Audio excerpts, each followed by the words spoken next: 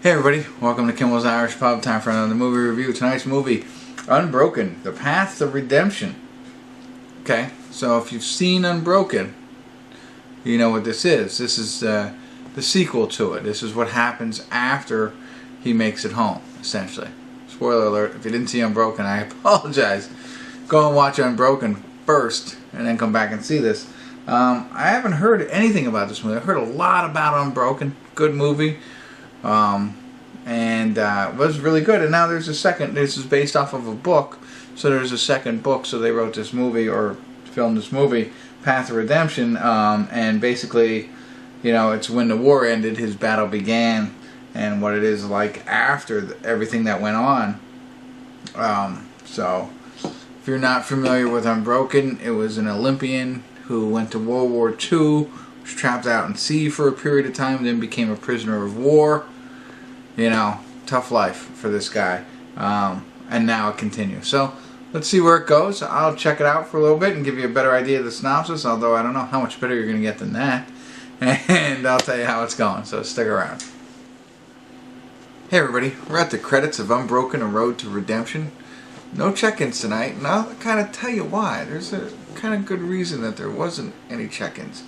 So it starts the film, it starts up, and it says Pure Flix. Pure Flix is, you know, a production company that mainly puts out faith-based movies, or that's all it does, is put out faith-based movies. Not a bad production company. That's fantastic. I like some of the movies that come out of there. Check them out sometime. Anyway, that comes up. I'm like, oh, okay, I didn't realize this was a faith-based movie. You know what I knew coming into this. We also know what the other movie was about. Hold on. Sorry, I'm pausing the credits right now because there's some scenes after the credits of Louis himself speaking. So I always love that in true stories. So anyway, the movie goes on, and I'm watching this movie, and essentially it's about Louis Zampanini, who we know from Unbroken. If you haven't seen Unbroken, stop this and go watch that, and then come back to me, because you don't have to see that first, but it makes it better. Anyway, he's come home now. We know originally in the original movie he was out on a raft for 47 days. POW, survives all this. Olympic runner, comes home. Great. When he comes home, he starts suffering from PTSD. Of course, they don't know that then. They don't call it post-traumatic stress disorder on the movie because it's in the 1930s or 40s or whatever. But they know he's suffering from something from his time, and yeah, you know, who can blame him? But, you know, he struggles. He ends up finding a wife, gets married, has a child. Great. Turns to drinking and becomes, you know, an alcoholic. And so I'm watching this film and I'm thinking to myself, okay, so what has happened in my mind? Maybe not yours. In my mind, Angelina Jolie made Unbroken. Fantastic. It was up for Oscars. Good movie. About a real story. Great.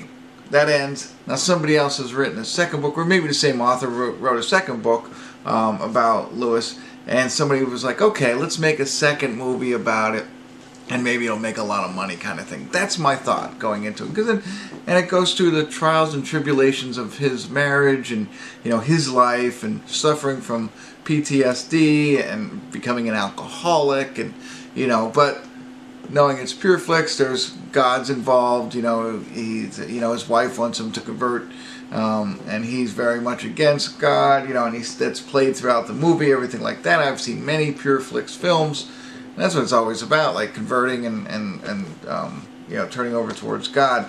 And I get it, great. And I'm watching this, and I'm like, okay, you know, pretty good movie, okay, you know, but I know what's going on. I've seen many movies like this. Then I did a quick research to determine this is really based on his life. I mean, this is not made up. Like I thought maybe it was made up, like Texas Chainsaw Massacre. They do Texas Chainsaw Massacre, the original, based. I know it's a stretch here, but then they have a sequel to a true story. Like, how can you do that? No, this is more based on Louis Zampanini's life after the war. It's actually based on a true story and how he did suffer throughout this whole time. Now, keep in mind, none of the same. And the other thing was, like, there was no other same actors are in it. It's a completely different. Now, as soon as I saw it, I was like, that's not the guy from the first one. Nobody returns in it. I think a producer, Matthew Baer, was the only person who returned to this. Nobody else did. And so I was like, yeah, you know, they really tried to make a sequel with, you know, unknown actors. It's like, yeah, it's not going to be that good. And it really was okay, the film. But then when you, like I said, research it and decide, okay, no. One of the things about Louis Zampanini is that he did become an evangelist at some point later on in his life, and that all of this did happen. So all of the things that he had been through, comes home, suffers more, turns into an alcoholic, almost loses his family, and then converts to Christ and becomes an evangelist. You know, so it was, you know, I think it was an hour and 35-minute film. It wasn't until the last 5 minutes, and I had to do a Google search, that I really started to appreciate the film. There's a lot of people who said that they were disappointed in the original Unbroken because it didn't touch on that aspect of it. And I get it, because that's always tricky, you know, in films when you bring in politics or religion or anything like that. It's a big no-no. So I'm assuming that's why they stayed away from it in the first one and just told that part of the story. But this went out and told the second part of the story. You know, they didn't get the budget that they got in the first one, you can tell by the film, but it still told the story and how he overcame all of his demons and eventually becomes an evangelist. And it's actually, in retrospect, a decent movie for the story it tried to tell. You know, the acting, the actors, whatever, the cinematography, all that jazz. You know, and there's a lot of good parts of the movie that you could watch and see how his, you know, like the bird, which was the guy who tortured him in Japan, follows him around in his head and really tortures him, makes him, you know, drink more, and, you know, even after the war. So, all in all, I'm probably going to give it a 6. I love what they did. I like the storyline. I just wish somebody else wouldn't have been afraid to throw a couple more dollars at this, and you know, even maybe get the same actors back. It would have been fantastic that way. Story's good, acting, and like I said, all that kind of stuff is kind of lacking. Now, why I was in the credits and I was going to come talk to you like I am.